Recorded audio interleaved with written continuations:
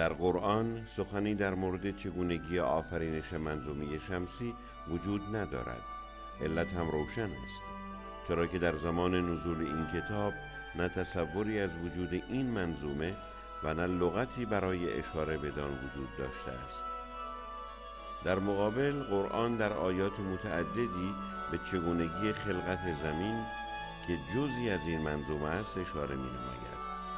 با توجه به اینکه خلقت این منظومه به هم پیوسته بوده، بنابراین درک چگونگی خلقت زمین می تواند کمک بزرگی برای درک چگونگی خلقت منظومه باشد.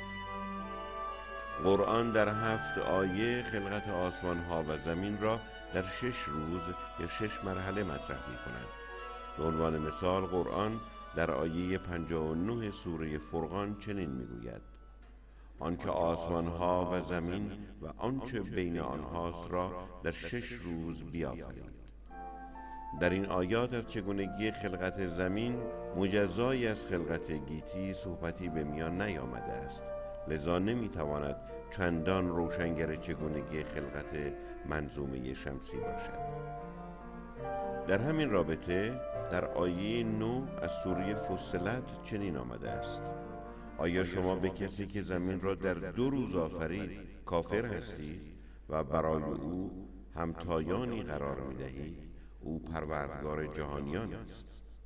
این آیه به صورت روشن خلقت زمین را در 2 روز مطرح می‌سازد. قرآن از این 2 روز به نام‌های روز دهو و روز تهو نام می‌برد. ببینیم این 2 روز کدامند. آیات 27 الی 30 سوره النازعات در این مورد چنین توضیح می‌دهد: آیا آفرینش شما دشوارتر است یا آسمانی که آن را آفریده است؟ کرانه‌های آن را گسترش داد و آن را کمال بخشید، شب آن را پوشاند و نور فجرش را خارج ساخت و پس از آن زمین را دهر کرد.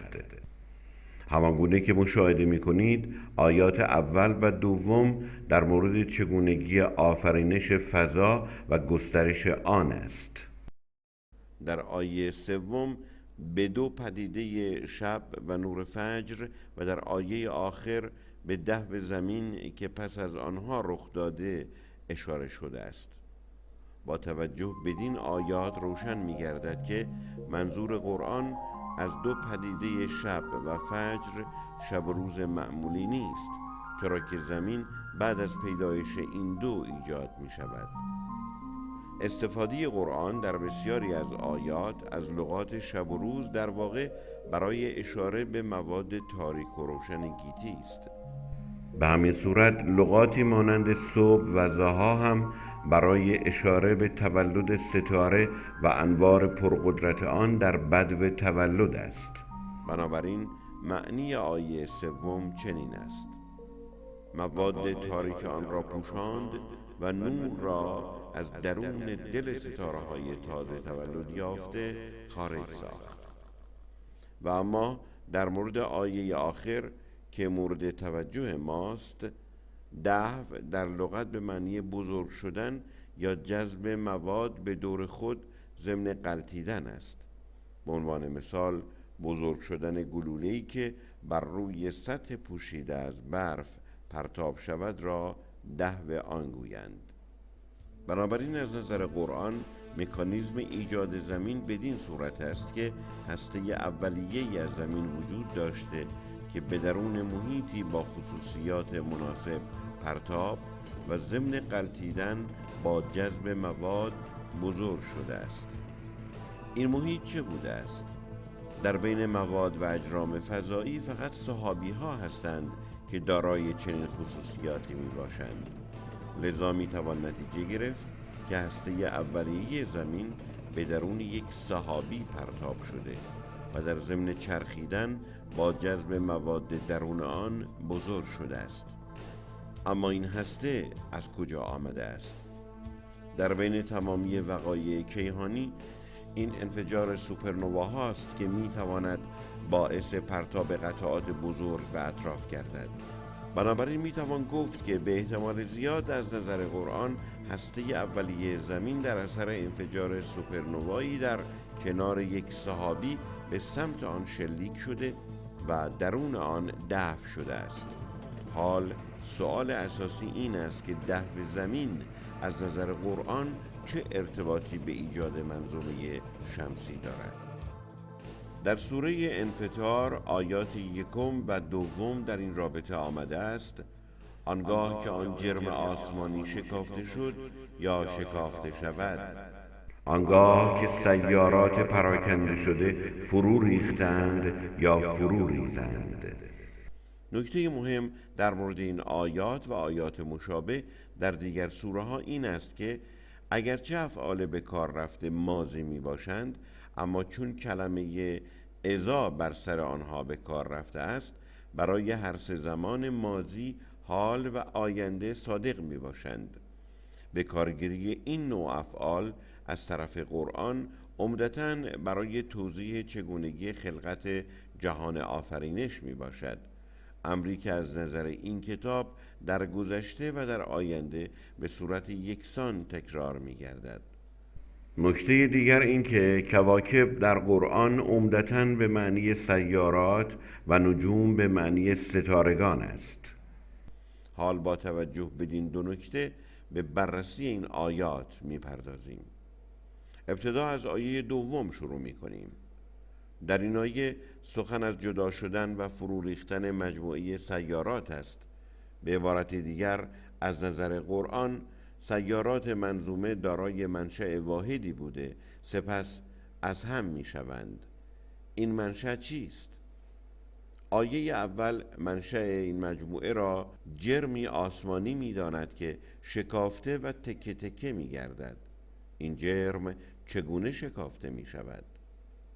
آیه 25 سوره فرقان مکانیزم آن را چنین بیان می کند: روزی که آن جرم آسمانی به وسیله ابر دو پاره شود، در حالی که فرشتگان زیادی فرود آیند. این آیه چگونگی شکافته و دو پاره شدن جرم آسمانی را توضیح می دهد. این جرم به وسیله ابر شکافته می شود. منظور از ابر چیزی جز سحابی نمی تواند باشد. جالب اینجاست که همین نام را دانشمندان برای اشاره به سحابی ها به کار می گیرند. اما سحابی چگونه می تواند یک جرم بزرگ آسمانی را دو پاره کند؟ در ادامه آیه با اشاره به فرشتگان یا نیروهای زیادی که بر آن وارد می شوند چگونگی امر را روشن می کند. حال باید دید که وضعیت درونی جرم آسمانی چگونه است و تحت اثر چه نیروهایی شکافته می شود. آیه 9 سوره طور در اشاره بدین واقعه می گوید: روزی که آن جرم آسمانی سخت بچرخد. این آیه روشن می کند که جرم مورد نظر به چرخش شدید در می آید. همان گونه که می دانید در ضمن چرخش نیروهای گریز از مرکز بر جرم وارد می گردند، اما امکان اینکه یک جرم عظیم کیهانی تحت تاثیر نیروهای گریز از مرکز دو پاره شود بسیار کم است، جز اینکه دارای شرایط خاص درونی از نظر قوام یا ویسکاسیتی باشد. در این مورد در آیات 16 و 17 سوره الحاقه آمده است: و آن جرم آسمانی در زمانی که سست است از هم شکافته و دوپاره شود، در حالی که نیروها در اطراف آن باشند. روشن است نیروهایی که در اطراف جرم آسمانی در ضمن شکافته شدن آن قرار دارند همان نیروهای گریز از مرکز می باشند. اما ببینیم منظور از سست بودن آن چیست و چه اهمیتی دارد. آیه 8 از سوره المعارج در این رابطه می گوید: آن روزی که آن جرم آسمانی همانند فلز گداخته می شود. این آیه روشن می سازد که جرم آسمانی مورد نظر به صورت مذاب در آمده است. در آیه 27 از سوره الرحمن در همین رابطه چنین آمده است: در آن هنگام که جرم آسمانی دو پاره گردد، همچون روغن مذاب گلگون باشد. این آیه به حرارت زیاد و ویسکوسیتی یا قوام و چسبندگی کم جرم مورد نظر ما در زمان دوپاره شدن آن اشاره می کند. مجموعه این سه آیه شرایط درونی جرم آسمانی را در ضمن چرخیدن درون صحابی به خوبی روشن می سازد. با توجه به چنین شرایطی امکان دوپاره شدن این جرم به وسیله نیروهای گریز از مرکز وجود دارد. ببینیم نظر قرآن در این مورد چیست. آیات 1 الی 5 سوره الانشقاق: آنگاه که آن جرم آسمانی دوپاره شود، فرمان خدایش را برد و حق هم چنین سزد. آنگاه که زمین کشیده شود و آنچه را درونش است بیرون افکنده تهی شود، فرمان خدایش را برد و حق هم چنین سزد. در این آیات چند نکته مهم وجود دارد. نکته اول، درصد احتمال گسیختگی جرم آسمانی مورد نظر است. در واقع سوال اساسی در رابطه با مدل قرآن از شکلگیری منظومه شمسی همین موضوع است. با توجه به پیچیدگی شرایط و دخالت نیروهای متعدد، پاسخ قاطع به این سوال چندان ساده نیست. قرآن در آیه دوم به قطعیت وقوع آن از دو جنبه تاکید دارد. اول اینکه این امر خواست خدا بوده و دوم علاوه بر آن حقیقت واقع هم آن را تایید می نماید. به عبارت دیگر از نظر قرآن این گسیختگی نتیجه طبیعی شرایط موجود از صحابی و جرم مورد نظر است. نکته دوم، وضعیت و سرنوشت زمین در این شرایط است. همانگونه که مشاهده می کنید در این آیات از کشیده شدن زمین و تخلیه آن یعنی ایجاد ماه صحبت می کند. چگونگی ایجاد ماه مسئله‌ای بسیار مهم در روند شکلگیری منظومه شمسی است. بر اساس این آیات ماه از مواد درونی زمین ایجاد شده است، بدین صورت که در ضمن پروسه‌ای که باعث کشیدگی زمین شده است، ماه از درون آن به خارج پرتاب شده است.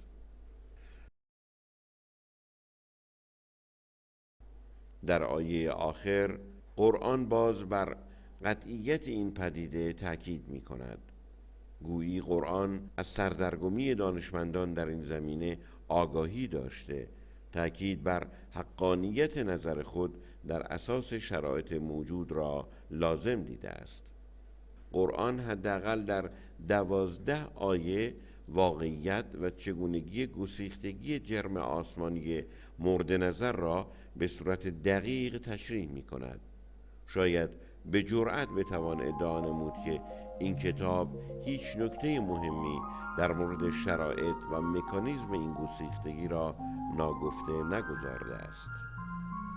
بدین صورت قرآن وقایع مرحله اول شکلگیری منظومه شمسی را که پس از ورود جرم آسمانی به صحابی رخ می‌دهد بیان نموده، چگونگی ایجاد سیارات مختلف از جمله زمین و قمر آن ماه را توضیح می‌دهد. حال ببینیم نظر قرآن نسبت به وقایع مرحله دوم شکلگیری منظومه شمسی چیست. در سوره المدثر آیات 32 الی 35 چنین آمده است: آری سوگند به ماه و سوگند به شب چون پشت کرده می رود و سوگند به صبح چون پرده از رخ برافکند. اگرچه موضوع سوگند اول یعنی ماه روشن است، اما موضوع سوگندهای بعدی چنین نیست. شب چگونه پشت کرده می رود و پرده صبح چیست که کنار زده می شود. همان گونه که اشاره شد، شب به معنی مواد تاریک و صبح به معنی تولد ستاره است. روشن است که در رابطه با منظومه شمسی صبح به معنی تولد خورشید و شب باقی مانده صحابی که بر روی هستی آن قرار دارد می باشد. این دو سوگند در مورد عقب رانده شدن و بازگشت صحابی از اطراف هستی آن تحت اثر بادهای تیتوری و تولد خورشید است. به این صورت مرحله دوم شکلگیری منظومه با شروع فاز تیتوری آغاز می گردد. در اینجا لازم به توضیح است که با توجه به ایجاد زمین در مرحله اول، قرآن وقایع مرحله دوم را از دیدگاه ناظری که بر روی زمین است توضیح می دهد.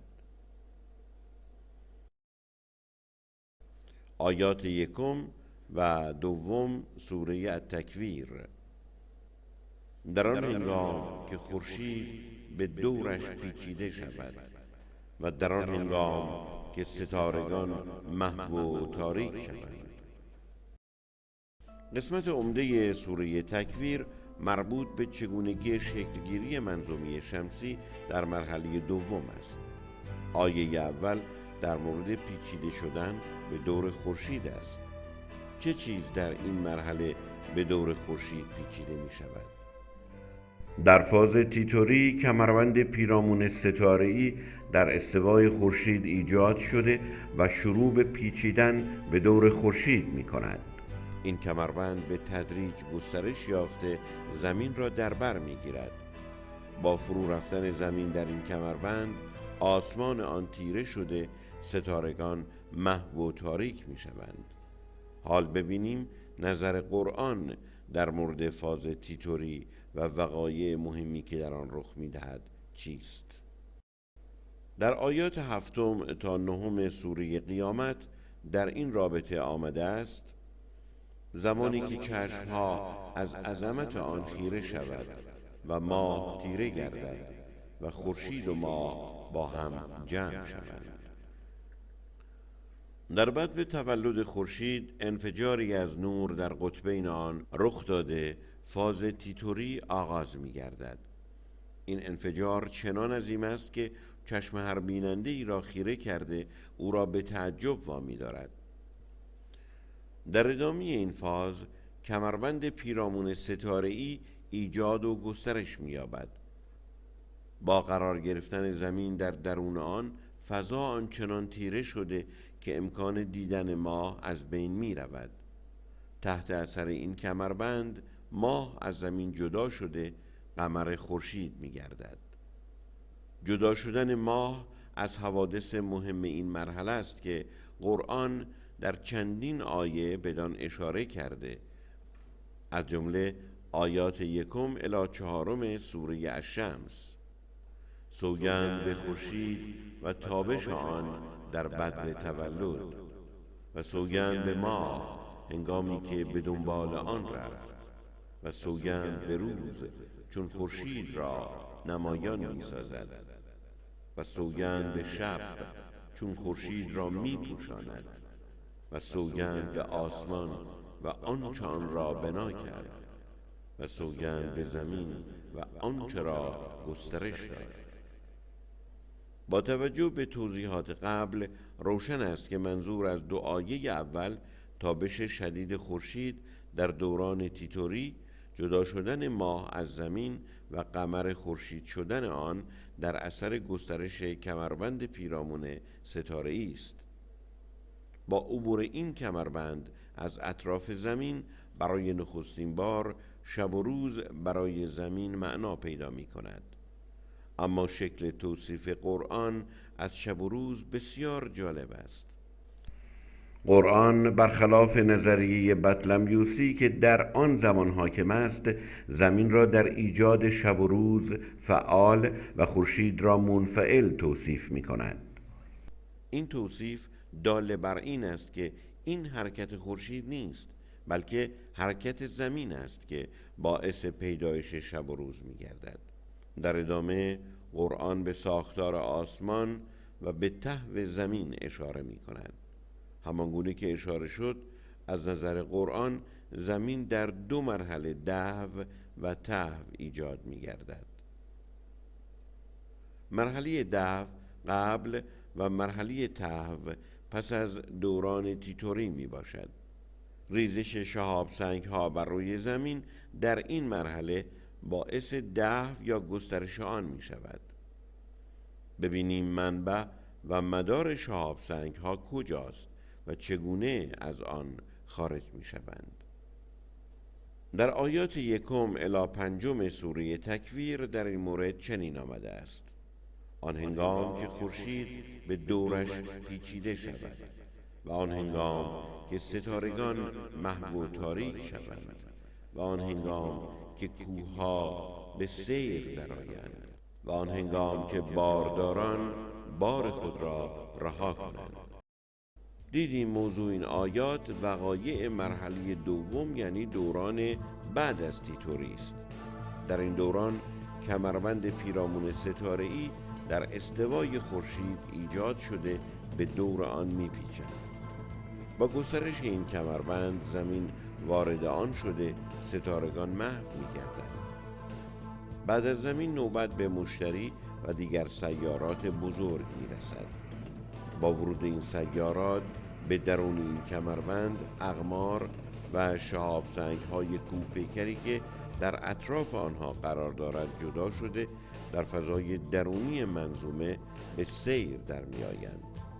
با رها شدن شهاب سنگ ها بمباران زمین شروع می گردد. قرآن در آیات متعدد بدین بمباران اشاره دارد، از جمله در آیه 14 سوره الحاقه: و زمین و کوهها از جای برداشته شده و یکباره در هم کوبیده شوند. و همچنین آیه 14 سوره المزمل: روزی که زمین و کوهها به لرزه درآیند و کوهها تل ریگی شده چون موج روان گردند. همچنین آیات 6 و 7 سوره النازعات: روزی که لرزاننده بلرزاند و لرزاننده دیگری از پی آن آید. این آیات به زیبایی بمباران زمین به وسیله شهاب سنگ های غول‌پیکر را در این مرحله به تصویر کشیدند، خصوصا آیه 14 سوره المزمل که نتیجه این برخوردها را در جزئیات به دقت توصیف کرده. قرآن نتیجه این بمباران‌ها را در چندین آیه تشریح کرده است، از آن جمله در آیه 6 سوره التکویر: در آن هنگام که دریاها مذاب و جوشان گردند، و در آیه 3 سوره الانفطار: در آن هنگام که دریاها پاره شده به هم بپیوندند. همچنین در آیه 6 سوره الطور: و قسم به دریاهای مملو و برافروخته. این آیات نتیجه برخورد شهاب سنگ ها با زمین را ایجاد دریاهای مذاب دانسته که در طی زمان به هم پیوسته و در نهایت تمام سطح زمین را می پوشانند. اما این بمباران ها همچنان ادامه داشته از این به بعد شهاب سنگ ها به درون دریاهای مذاب سقوط می کنند. قرآن در این مورد چنین می گوید: سوره فصلت آیات 10 و 11: آیا شما به کسی که زمین را در 2 روز آفرید کافر هستید و برای او همتایانی قرار می دهید؟ او پروردگار جهانیان است و از فراز آن لنگرهایی از کوههای عظیم قرار داد و در آن برکت داد. همچنین در آیه 19 از سوره الحجر: و زمین را گسترانیدیم و در آن کوههای عظیم انداختیم و از هر چیز موزون در آن رویانیدیم. و در آیه 7 از سوره قاف: و زمین را گستردیم و در آن کوههای عظیم افکندیم و در آن از هر گونه خوشمنظر رویانیدیم. این آیات سقوط شهاب سنگ های عظیم در دریاهای مذاب اولیه و نقش مهم آنها را به عنوان لنگرگاه بیان می کنند. اما همانگونه که می‌دانید بعد از بمباران شهاب سنگ‌ها بمباران دنباله‌دارها شروع می‌گردد. ببینیم نظر قرآن در این مورد چیست. آیه 20 از سوره النبأ نیز در این مورد چنین میگوید: و کوهها به سیر درآیند و چون سراب باشند.